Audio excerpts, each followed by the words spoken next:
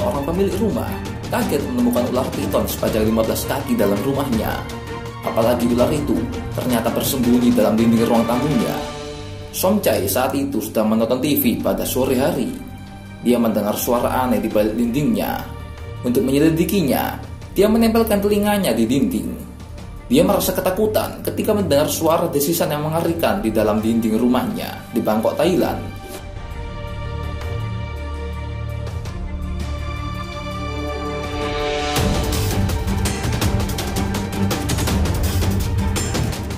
Dilansir dari Daily Mirror, Somcai kemudian memanggil tim penyelamat.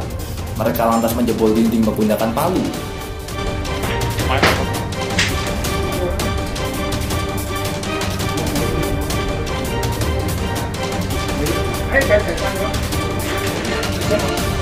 Cuplikan yang mengerikan itu menunjukkan saat ular itu terlihat dan petugas berusaha mengeluarkannya.